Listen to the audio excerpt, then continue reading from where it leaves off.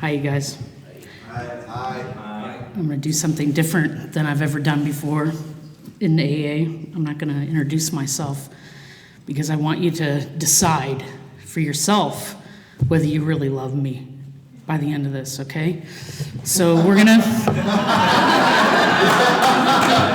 right? We love you, man.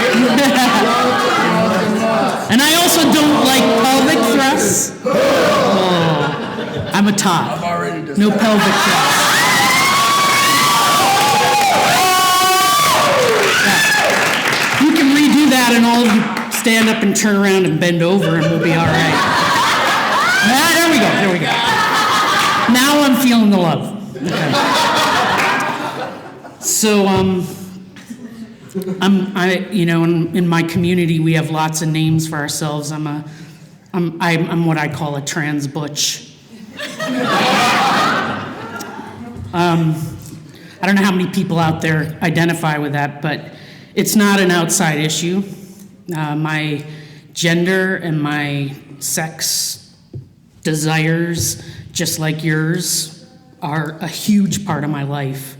They're a huge part of my drinking, and they're a huge part of my recovery, and they're completely linked with my sexuality is completely linked with my spirituality. It's how I interact with you guys. It's the way we flirt and let each other know that we're okay. This is like exactly who I am. So I really think there are very few outside issues. When we get into politics, maybe that's when it happens. But, so they call me Papa Butch, and I'm here to just like wrap you up in a blanket right now. That's what I feel like, because I know a lot of you are really tired. You stayed up late last night, and you like got a bunch of spirituality by talking to each other and dancing, and you've been doing that all weekend long, and maybe some of you even wore your bathrobes, I don't know. And I think that love is a huge part of what we do here. It's true, I can't love you into sobriety. And love is a big word, right? Like, words are weird. They encompass so many different meanings, and we learn that in AA, like, every coin has two sides, easy does it, but do it, right? Like, so how can you do both, right? Love is one of those kind of words, I think. It's something, it's something like we heard in the speaker last night say, his mother was like loving him to death, right? That I'm not gonna do. I'm not gonna give my sponsees money. I'm not gonna caretake them. I'm not gonna carry them on my back. I'm gonna carry them the message, right? They're my pigeons, and I love that word, even though I've heard people say that's disrespectful. I've heard people say they call people pigeons because they shit on you later. I mean, that's a really negative way to look at your pigeons. For me, my pigeons are like, they're carrier pigeons, man. I see myself like Ghost Dog up on the roof in the city, and my pigeons come to me, they've got a message, and I'm giving them a message to carry off somewhere. They're fucking carrier pigeons, they're not. Anyway, carrying the message, right? I'm really grateful to the speakers that came before me here this weekend, because they all swore their asses off, and now I don't have to worry about that, because all of the tapes are ruined, and I'm just gonna step right in there and ruin mine too. You don't have to have a clean mouth in here. And in fact, I brought my big book for security. It's the old 3rd edition, and I just kind of opened it up, and it said, our real purpose is to fit ourselves to be of maximum service to God and the people about us, right? That's my real purpose. And there are things that, we walk in here and we're swearing, we've been in the bars, we're over-sexual, we're smoking cigarettes, and to tell you the truth, I always want to be that old-timer who's standing outside with the people fucking smoking. I know I may die of that, right? But miraculously, as people know, I kind of smoke at night and smoke socially, which is like unheard of, right? So I've cut back a lot, I've like improved a lot, right? And this is what this is what the big book tells us. We're trying to improve. We are not saints, right? That's what I love. I love the slogan for this. I love the way it fits. We are not saints, and my story is not about reaching sainthood. It's a little bit funny even to me that I'm like the spiritual speaker possibly on Sunday morning, right? Because I'm the person who came in here and I didn't even really I couldn't believe in a higher power. There are a lot of people from my little community, gay people, queer people, we have a hard time with a higher power when we come in here. And that's also part of my message, right? We have a hard time with a higher power because that higher power has been really hard on us, like really hard on us. Like, I'm never gonna tell one of my sponsees to go back to church. That's ridiculous. The church often has told us that in fact, continues to tell us that we don't belong, that we can't be who we are. And my story, unfortunately, that pressure from the world has really, I think, held me up. I do not regret the past or my past in AA because it's given me this stronger message that I have today. But I tried a long time, not in AA, not to be exactly who I am. It took me really till I came here 10 years ago, till I came here to Salt Lake City, and I really embraced like who I am, like, and that's a mysterious thing because we change all the time. That's the other thing that's really weird about who I am. Who the fuck are we, right? We change all the time, and one of the amazing things about this path in AA is that it tells us we're going to change, we have to change. If we're gonna grow and be a bigger spiritual person, we're gonna change. And you hear that from the old timers sitting up here who were all your age when they got sober, right? And some of them younger. All of us are telling you that we've had to change in AA. Maybe even at 17 years of sobriety, we had to change again.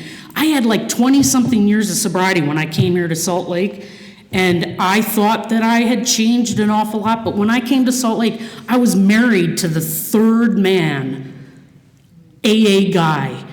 3 times I married AA guys. I'm like queer as a whatever. I mean, people are telling me all the time, are you sure you're not gay? And I never hid, really. I had come out when I was 19, and I never hid that. I would share that in my story, but as I would share it, I would feel so confused. Like, is it okay? Is it okay? And it wasn't okay. It wasn't okay. Society was telling me I was getting sober in a small town, and there was nobody else around that was gay, and definitely nobody else that was genderqueer, that was like not either male or female, right? So let me talk to you about spirituality, and I'm going to start with bathrooms because that's where I start with my spirituality. Okay.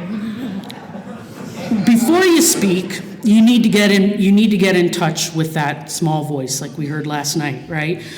Beyond the timpanis, beyond the violins, there's some little like oboe voice or flute voice that's going, PJs, share the truth, you know what I mean? Like underneath all that shit, right? So what I really believe and what I was taught in AA is that, I have to tell what's in my heart. And that changes every time I speak. I don't have some like rote memorized thing or anything. I come up here and it's totally fucking scary because I have no idea what I'm gonna say to you. I'm hoping my higher power speaks through me and that I learn from what I say too, right? I'm gonna vocalize that small voice. I'm trying at least. Hopefully it's not gonna be blocked up by a bunch of fear. I'm just gonna let out that small voice and it's gonna come out of my mouth even. You're gonna hear that small voice, right? That's really, really a scary place to be. Like we heard last night, we want these like adamant rules. That's why we have religion, to give us these rules so we can follow it and know that we're okay. But what I've learned in AA and what you've heard from all the speakers here is that there's a small voice and it's telling you to do like wacky fucking stuff. I got up this morning and it was like, oh, you got to look respectful, so put on your jacket and your nice shirt, right? And oh, my ties are packed because I'm about to move. God damn it, And then the small voice says, no, you're not one of those mainstream people. You know? So it was like, put on your goddamn shorts. Wear your shorts with it, you know? And then it was like, oh, but, you know, and what shoes should I wear? So I put on my high tops, right? And I'm like, oh God, I look like freaky here, and my clothes don't even match. And that's my small voice. I don't know, it's all fucked up. It's telling me to do all these different, right? So, but I'm here and I'm more me than I would have been if I had like just looked totally put together at 29 years of sobriety. But like, let me tell you, and I'm call me Dr. PJ, because I now have a fucking PhD, you know, like Dr. Bob, Dr. PJ. I have a PhD now, you know. No, I'm some kind of weird outsider, and I always have been.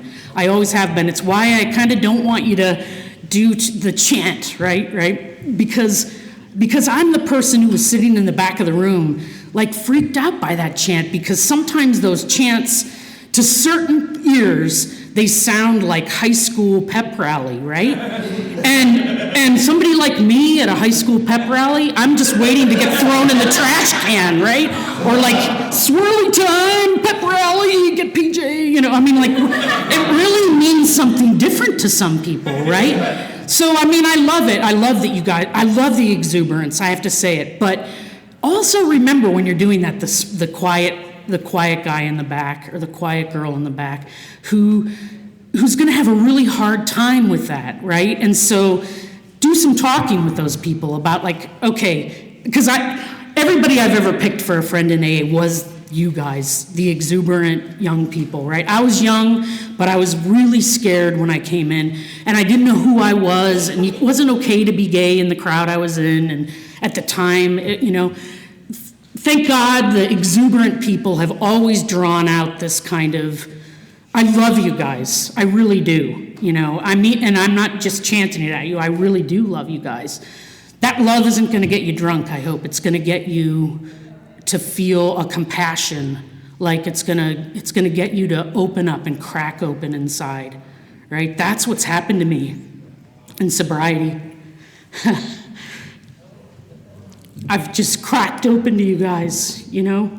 And I want to give you what I've got, but I know I can't. You know, what makes you get beyond that huge pool of 5 years into the like 7 years, into the 10 years, you know, into the 29 years, whatever. How are you going to get there? You know, you're going to have to crack open, man. I'm sorry to tell you. You know, you're going to have to change over and over again. You're going to maybe get married and get divorced. You're going to have kids. You're going to fuck them up. You heard it. You heard it all. You heard it all here this weekend, you know. We are like the people that shared for you here. We are the beacons. We were with you. We were you. And now we're like standing up the road and we have a little lantern, right? We're trying to shine and say, you can get here. And if you get here, you have no idea how amazing it can be. How amazing it can be. Okay, back to bathrooms here. So, because I'm supposed to share from my heart, the early people said to me, go in the bathroom before you share, right? Get down on your fucking knees, even if, like we were talking before, Angel was talking about kneeling down in the piss, you know? If you're at like a clubhouse or something, you get down on your knees and you ask your higher power to just speak through you, right? And then you have to let it go, because it may be a fucking flop. It may be a flop what you share, you know, or it may be something that helps somebody, or it may be something you need to hear yourself, but you can't go in there with all the rules in your head or some pre-planned thing. You got to let the Spirit come through you. When the Spirit comes through me, I often cry. Like I feel it moving, and I can't help it, I cry. So I'm in the bathroom, and thank God, you know, my higher power protects me, because when you're a trans butch like me, it's a really common experience at least once a month. I go into a bathroom, I have to pick, right? Like there's the guy with the pants on and the little girl with the skirt. Like which fucking bathroom should I go into, right? If I go in with the guys, I mean, I'm gonna have a little bit of a hard time with the urinals, I admit it. You know, if I, kind of a shock for the guy standing next to me. If I go in the girls' room once a month, Once a month, I swear to God, some woman says, "Oh shit, you're in the wrong bathroom," or they like really, quietly like go, "Oh, I'm in the wrong bathroom," and they go like running out, or some guy happened in Vegas, believe it or not, outside the bathroom, like puts his hand on my shoulder and says, "Fucking lesbian, what are you doing outside the girls' bathroom?" Or bathrooms are like a huge issue for me, right? They are. Like, you realize what your privilege is, that you don't have to fucking worry about that every day, right? Or I go into a gas station and somebody says to me, "Sir," and they're talking to me, "Sir," and the first few words that come out of my mouth are usually low enough because I smoke so much that they think I'm a sir, and then maybe 5 minutes into the conversation, they realize I'm not a sir. And so then they either do two things. They either like ma'am the death out of me, right? Which I hate. I'd rather be called sir, actually, myself, but, or they look at me like I was trying to deceive them, right? We only have two choices in this world, and that's really hard. That's really hard. For those of us who kind of just don't fit in there. I don't feel like I'm just talking to that person when I talk to you guys, though, because what I know from sponsoring so many people, a lot of girls who are straight, some guys that are gay, what I know is that inside, like, we were all born, right? We were all born like we had no gender, man.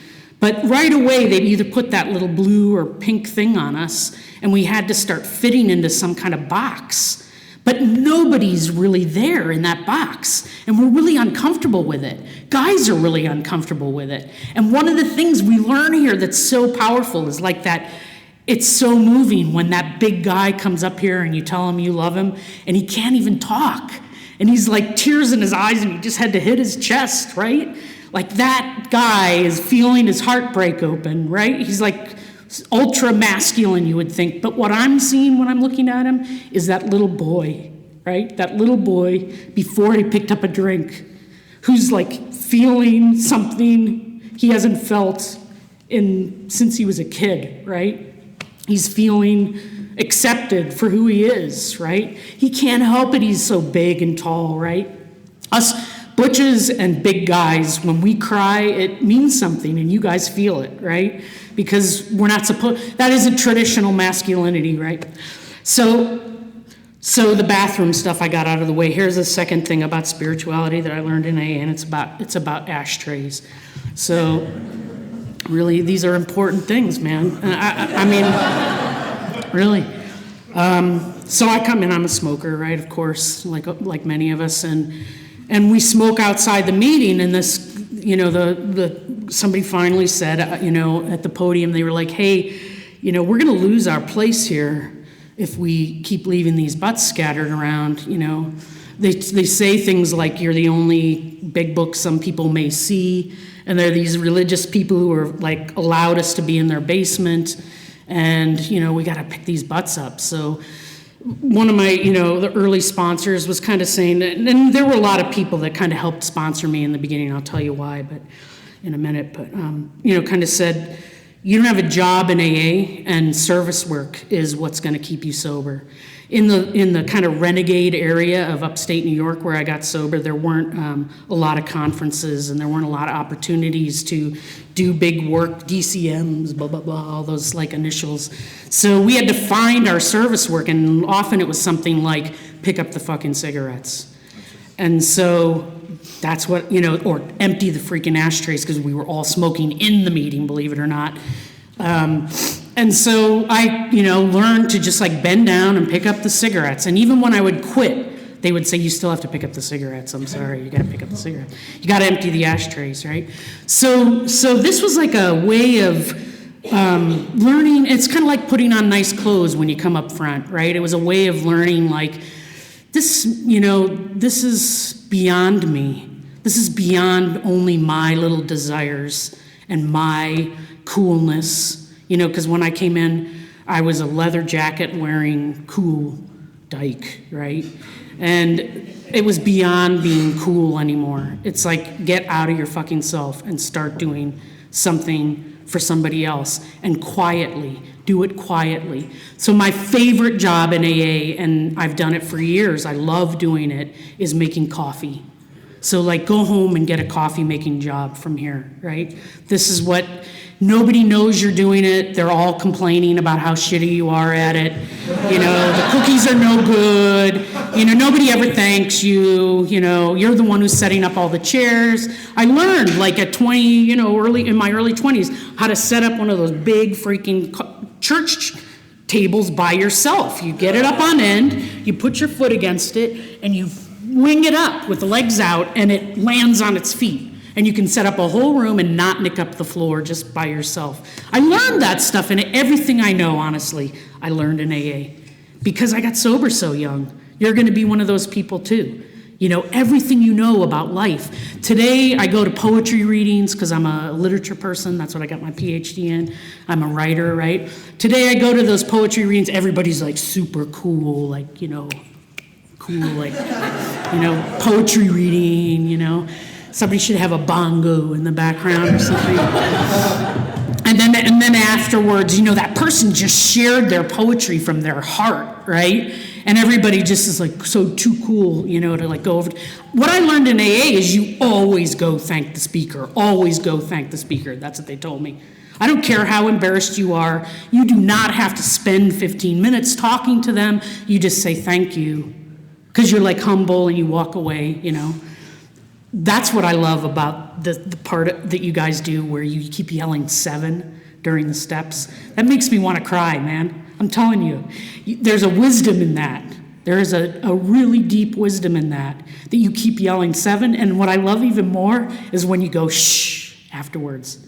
That is so deep. I don't even know if you guys realize how deep you're being, right? But it's so beautiful. It's that hushing voice. Don't be yourself. Don't yell out, you know. 7, shh. Oh my God, it's like awesome. Oh, I love it. It's the best part of these meetings, I have to say. Yeah, I love it, man.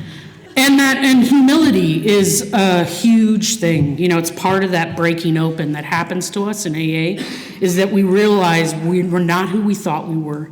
We're not the big shit we thought we were. The world is not revolving around me.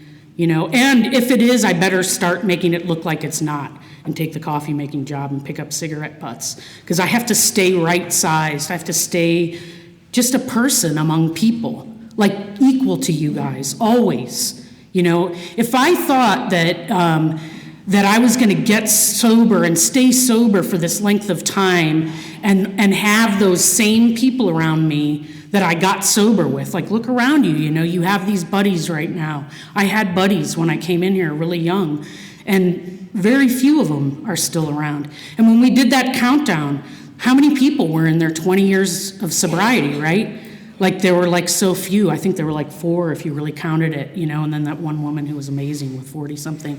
But very few, right? So if those were the only people I was still talking to, I'd be up shit creek, you know? I mean, what I learned is it's who's here now that's helping me. And so I keep going to meetings, and if it's a whole group of new people and all my friends disappear, it breaks my heart. It does, it breaks my heart that they disappear, they drink, they die, whatever. But you are the people who are here now. This is AA now. You know, the guy was talking last night about some old timer who was like ragging on AA, you know. I have this weird experience that happened when I was maybe 10 or 11 years sober. I went for the first time to like a big book kind of intensive. I'd always kind of avoided those because I don't really like meetings where there's one person who's kind of giving their wisdom to the rest of the group, you know, and they're all learning or something, right? I've always been kind of like, I don't know about that.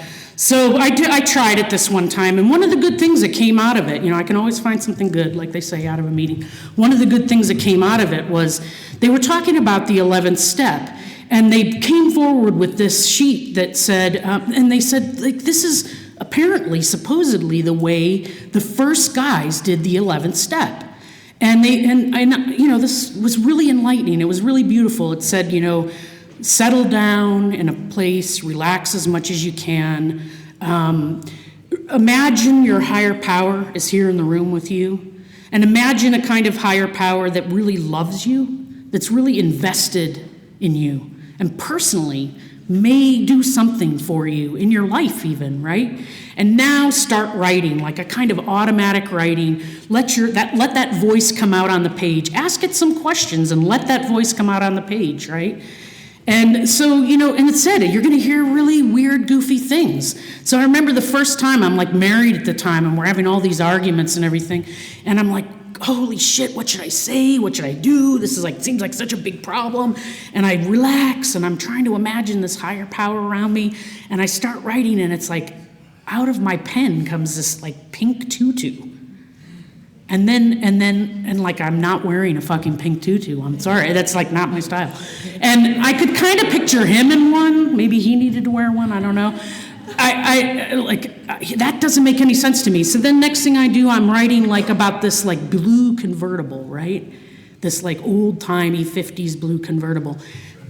I don't know what the hell I'm writing. And it says, just like let it come through you, right? What I ended up doing pretty much was laughing, right? I got in touch with like a lightness. And the answer to that huge argument was to fucking lighten up.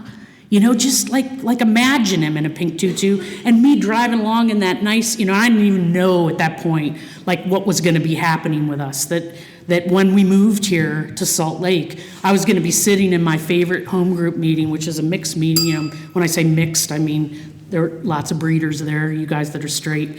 And like, I'm sitting in that meeting and my husband at the time is sitting across and I'm doing what I've always been taught to do. I have to share from my heart, right? And I'm really confused this morning. I'm sitting there and I'm like, what am I feeling? And it comes around to me and out of my mouth I say, you guys, I don't feel like a woman. And the whole room gets like really quiet, right? And my husband's sitting across, they're like looking at me, they're looking at him, Everybody's really loving in AA. And that love is there. It is important, right? People are looking at us and they're kind of like, holy shit, what's happening in front of our eyes? Right? I don't know what's happening. He doesn't know what's happening. And I'm getting in touch with something, right? And people come over and they hug me and they hug him. And over the next week or two, we start discussing things. And I realize, like, I came into AA gay and I really tried hard. I thought I had to join the mainstream. And where I was in this small town, some of you are going home to small towns maybe tonight. And where I was, I thought to join the mainstream, I had to shut that shit down. I really did. So, I was going to 90 meetings a night. I was doing everything they're suggesting, right? And I'm sponsoring people and everything, but I shut that part of my heart down because I thought I had to. AA didn't really tell me I had to. I have to tell you that. Nobody ever balked. You don't want to do your chicken sound. Yeah. Nobody ever balked when I said stuff about my past, because I would share from the podium about my past. I'd been gay, but now I wasn't. That's what I was thinking, right? Somehow I wasn't anymore, but I used to be. And I don't know, but I had shut it down on my own. I shut myself down. Some of you may be doing that in some area of your life, right? But around 17 years of sobriety, you're not going to be able to do it anymore if you're working a good program. You're going to be cracked open, man. It's hard to know that's in your future. But I have to tell you that the cracked open thing, it's not as bad as it sounds. It's beautiful. It's beautiful. It's making me a more real person, right? It's making me carry the message better to you. Because one of the big things AA does for us is we hear each other's hearts. That's how we get sober, right? We have so much in common because we drank alike, right? That we hear that honesty in each other's voices, and that's what clicks. That's what we love about AA. These are my people, right? I don't have to become a saint to get over this huge, scary death that's right in front of me. Like we were talking about last night, this fatal illness that we have. At the bottom of my drinking, I was in New York City. I grew up in this small town in Ohio, right? And at about 18 or so, I go off to New York City, and I start to hit my bottom. And it was a scary thing. I was drinking. I was trying to come out. which was terrifying. If you ever have that happen to you, it's a very scary feeling. You want to keep saying, no, this can't be true, right? But then what were those feelings that I had for the minister's wife, you know? Why was I like, right? Like, what was that going on? You know, why do I like to just like watch women put on their makeup, man? You know, or smell them. What is that about, right? What is that, right? And it's really scary to come out, and your whole world turns upside down. You know, you're like, whoa, what does this mean? What is this going to mean? What do I have to be like then, right? And you try to find some box to put yourself in, and that doesn't work. And man, it's wild stuff. So, you know, that being cracked open really is. I've found it to be. I am afraid of it. I have to say, I go into it. Sorry about this, man. You got to drag me in there, you know. This is what I mean about we don't have to be saints. If you're working a program and you have friends around you and you've got a sponsor, maybe you're sponsoring people, life on life's terms will drag you in there, right? It's going to take you to the next place. And you don't have to go willingly. You don't. You can drag your heels the whole way. And I do that a lot. Right now I'm doing that. It's part of the tears, partly or two, are about the fact that I'm leaving here. I have some really, really good friends. Oh, man. And it's hard to leave a place. You know, I have a really nice house a friend in AA helped me get, who's a real estate broker. And, you know, I had to sell it. I have to sell it. I have to let it go. I love this place. It's got a garden I work in. I just love it, right? Got to sell it. Got to move on. Because I got that fucking PhD that I was dragging my heels about. It took me 10 years. I'm so slow. I thought I was like the genius of the class. When I was in high school, I had so much arrogance. I thought I was like so much smarter than everybody. Didn't matter that I was flunking out because like I knew I was smarter than you anyway, right? I didn't have to prove it. Like, you know, I don't care about your fucking A's. You know, I don't have to prove anything. When I went back to school, you know, I was a different person. I was sober in AA, and it went really slow. It took me 10 years here in Salt Lake. And maybe I was dragging my heels. It took a little bit longer because I knew I was going to have to leave and go on into this new phase of my life where I'm really, really a grown-up. I have to go teach kids, you know, in Dayton, and I'm like I'm their diversity person. So they've always had like, you know, people that were racially diverse. This is the first year. It's a Catholic college. It's amazing that they had the balls to ask a gay person, you know, let alone genderqueer person, right, to go be their diversity person. So I'm going to be talking to these kids from Ohio, like that's where I grew up, in a small town in Ohio. Although I have to say I'm from Cleveland, the Cleveland area, and so we thought we were pretty savvy up there, and we never went south of Akron, you know, where AA started. We never went south of there, and I'm going to be way south of there in this kind of like really podunky kind of area where guys are in pickup trucks and, you know, and they've maybe never met a gay person. You know, it's going to be, I'm dragging my fucking heels. I do not want to go. You know, it's too big for me. It's too big of a calling. I keep saying to my higher power, this is too fucking big, you know. You know, send Shar, you know, she's like, if any of you know Shar, man, she's bigger than me. She's like, she does like, if I said cement work, she'd be so pissed. What's the other name for cement? Concrete, yeah. She's a concrete worker, like, fuck the cement, right? I don't know why, but there's a big difference, and you should all learn that right now. But anyway, she's a concrete worker, and she's like, she's one of my most closest friends here. It's probably the first real butch friend I've had in AA, and been part of my ability to embrace that about myself is to watch her fucking courage. Like, she's from southern Utah, you know? She's like, fuck you if you don't like me.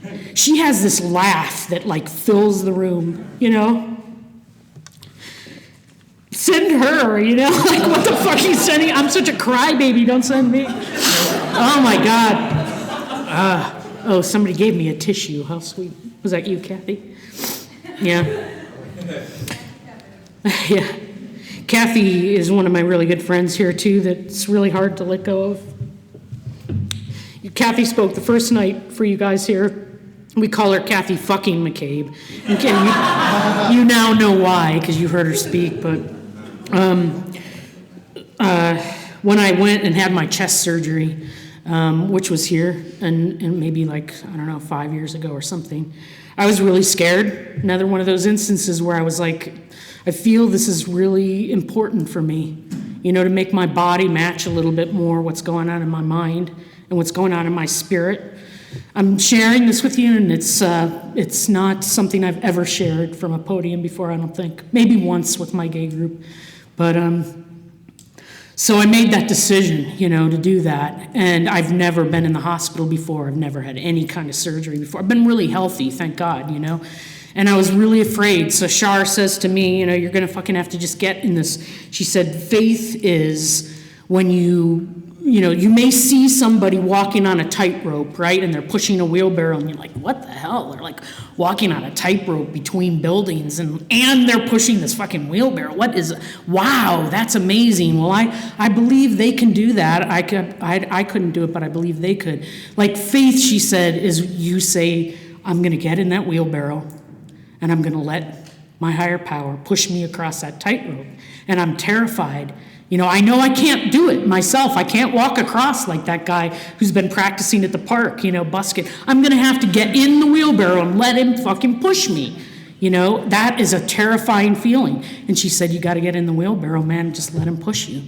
And I thought to myself, who do I need there with me to so that I can do this, so I can be courageous like this? And right away I thought of my sister. Well, I have a sister that I feel this way about because I did a 9th step, right? I shared my character defects. I talked to my family about the things that I'd done to wrong them.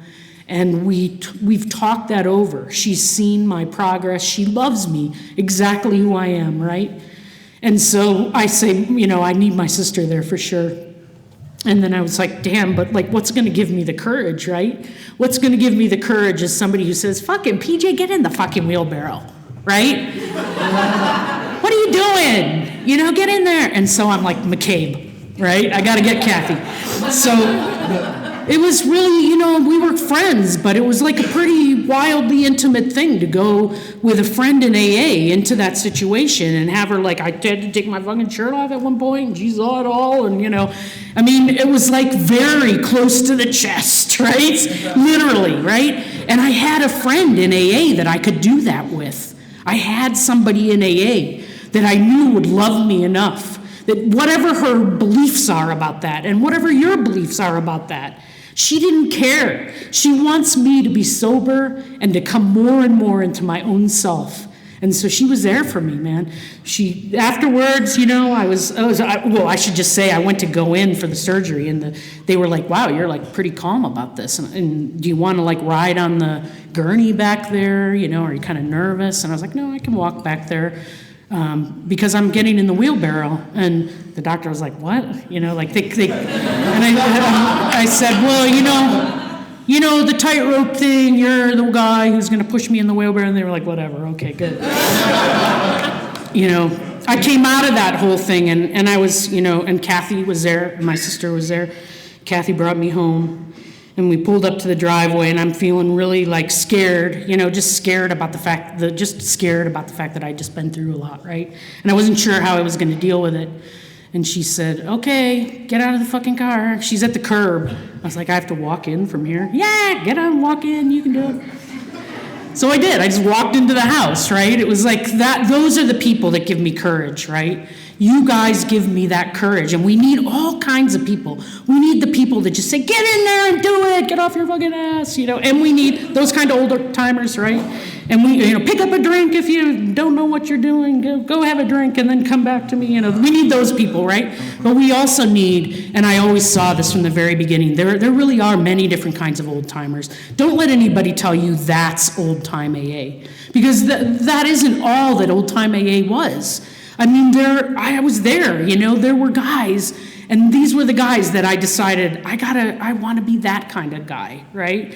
There were guys that were always so loving, man, that no matter what I said, they would come over to me. It's always the old guys that came over to me, I have to tell you. I would share about, like how my sexual life, and like I became almost like, well, there was actually a point in New York City where a person who I was involved with said, you're low on cash, man.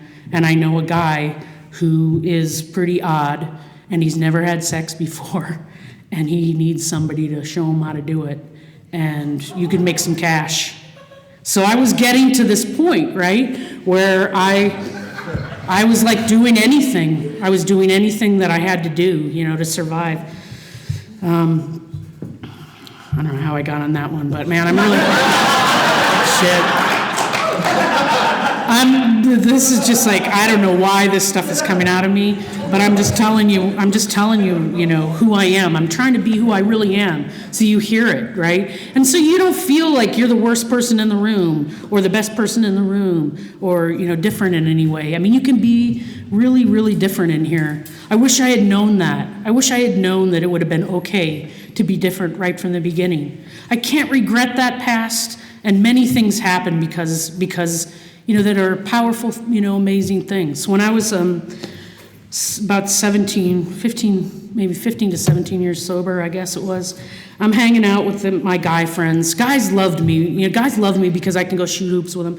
I can like hang out with them. So I never had any problems getting guys when I was trying to be straight. What's that? You could check out chicks together. Yeah, we could check out chicks together, kind of thing. Even though they kind of didn't know I was doing it, but they kind of did. Yeah, so I'm hanging out with this guy, Stretch. He's like, 6'7". We're shooting hoops together. And we've been doing these AA campouts together. This is where I get my spirituality, right? I would go to the spiritual retreats. I would go to these campouts with people. And there's a closeness that happens when you're sitting around a campfire and you're sharing. People bring their kids. And at the time, I was so young that all the kids were really attracted to me. So I have this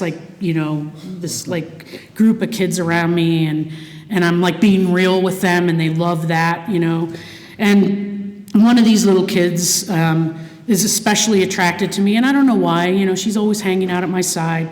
So it's Stretch's daughter, right? And he doesn't have full custody of her, and he's trying to get sober, and she's off with her mom all the time, and her mom married somebody new. Well, this guy, we're shooting hoops one day, and this guy, this new husband, he killed her mom and left these crazy fucking notes all over the house and had this plan that when she came home from school, he was going to kill her. It's in all the notes. And on a miracle, man, she was walking home from school, and the neighbor felt something weird. Just felt something weird. Like, I don't know if they'd heard something. I don't know why. They stopped her on her way home, and they brought her into the house, and they just kind of held her there for the day. They couldn't explain it afterwards even, right? So she never got home, so the guy just killed himself, right? Nice. So he was gone. But, so there is evil in the world, I have to tell you that. We have to watch out a little bit, watch out for each other, right? It's that dark path where we were all on. Any one of us maybe could have ended up there doing those kinds of things. I have like 15 years of sobriety, and I'm living in this opera house that I've bought because I have some money together, right? I don't know. You do wild things when you follow that voice, I'm telling you. Yeah. So he calls me at 2 a.m, and we had been shooting hoops. He had gone off to do something else. He'd been out really late, and he calls me at 2 a.m, and he says, PJ, my kid is sitting here. He's not had full custody of her before. My kid is sitting here, and, she's been in the police station all day, and her mom has been killed, and this guy, they don't even know where he is yet. And he's like, I don't know what to do. Can you come down here? We're like best friends, It's 2 a.m, man. I remember it's one of the 2 times in AA that I just was struck to my knees.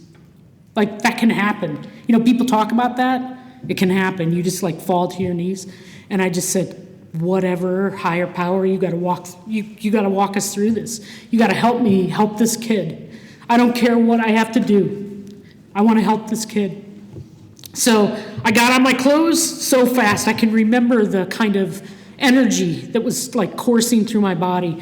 And I ran down the street. He lived down the street from me. And they were sitting in the dark. He's sitting in the dark with a stereo on, a little blue light. And I just sat there with him, Shit. So for that whole summer, I just took her to the pool. We had to protect her from the press, I have this long-term sobriety, right? And this weird shit, like, how could this be happening to me? What does this mean? What's up with my higher power? Like, how could this happen to anybody? What about this kid? How could this happen to this kid, right? So I helped raise her for like 7 years, and we married. He was the second guy I married in AA. It just seemed right, and it was like, there's something about my butchness that I did have that tendency to try to take care of people. I think I was trying to use that love to help somebody, get sober. He really couldn't get it together, this guy. And after about 7 years together, he told me he didn't love me, that he'd married me because he knew my daughter really loved his daughter. His daughter really loved me. Then it got things turned, and he got really mad, and he didn't like that we had this close relationship, and he said something like, if you keep coming around, I know she calls you mom, and she already lost a mom, He said, but if you keep coming around, I'm going to tell people that you're a dyke, and that she was threatened, you were a threat to her.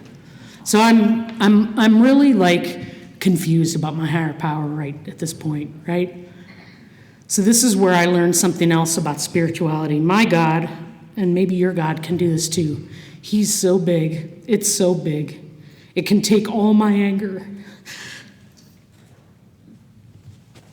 I was pissed at my higher power. And I believe my higher power would rather have me say, fuck you. Fuck you. What are you fucking doing here? How can there be a world like this? I think my higher power wants that from me, not some fake like, oh, well, I'm 17 years sober, so I better share for the newcomer. I better share some spiritual thing that everybody... It is spiritual sometimes to say fuck you to God. It is. Because you know what? I was still talking to God. I was still talking to my higher power. It's wild. All through writing my dissertation, which I just ended in like May, all through trying to write that novel, I kept saying, I can't figure it out. I can't get these pieces to come together. I can't figure it out. Am I supposed to be doing this? Why did you lead me down this path? What is happening here? And I keep going back and working really hard on it. And it's like, it's not coming together. What the hell are you doing? That's what I talk. That's the relationship I have with my higher power, Then it's also like something beautiful, like this morning when I'm like getting ready to come over here and I'm thinking, it's 9 o'clock. Like I guess I better get over there, but I'm not really exactly sure what I should do. And I call a guy that I've been working with a lot who's also really going to be hard to leave. I call Sloan up and he's like, I'm meeting somebody over, Jacob, over at the coffee shop, and we're going to grab a coffee before.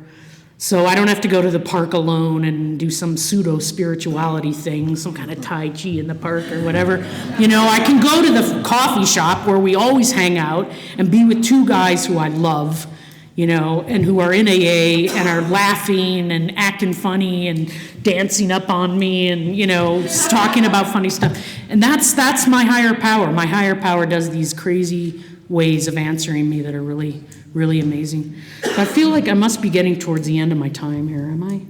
What time is it? You just keep going forever. It's afternoon, so it is, we're at the end here. And I don't want to keep you guys too long because I know you're all sleepy and everything. But you have to go home now, right? We have to go home to our home groups. Like, you got a home group, I hope. If you don't have a home group, you need to get a home group. That's part of spirituality for us, So get a home group. If you don't have a sponsor yet, you need to start listening in the meetings and find somebody you can really share with. Not just somebody who has what you want, but somebody you can like really share with. They don't have to be like you. A lot of my sponsors have been the crazy, happy types, right? That are really like exuberant. That's beautiful and it balances me perfectly. And I think I'm doing something for them maybe too. My sponsees, like I said, do so much for me, like teach me so much. It's amazing. So you go home, you go back to your home group. Like, remember not to yell out all the time or you'll be ostracized. In case you're new, you might think that's the way it is all the time, but probably people will like look at you and say, oh, cool, what are you doing? You can do that here, right, next year. And what am I trying to say? Try to hang on to the fact that you saw some people here who were like you, right? Who were young like you, and who got through all those hurdles, who didn't give up and think it was cool to drink again. When something changed inside me, I maybe had a couple years of sobriety, and I realized, like, you know what? My fucking heroes now are like Chain Charlie, who like the gay guy with all the chains around his neck, who's got, 17 years of sobriety at the time. That guy is my hero, or like old Harry, who's like, he's like covered with like speckles. People have to bring him to meetings, and all he says over and over again are, don't drink, go to meetings, pray to God, let things happen. Or he says, his other big one was, eagles fly with eagles, crows fly with crows. And in case you were thinking you were the eagle, you got it all wrong, or something like that. We're the crows, no one came in here on the wings of glory, those kinds of things. That guy, like, saved my life, So it's those people, too. When you go home, sit down next to those old people. You don't have to talk to them. You don't even have to tell them why. They're your secret sponsor, Sit down next to those guys. So I thank you for asking me to speak here.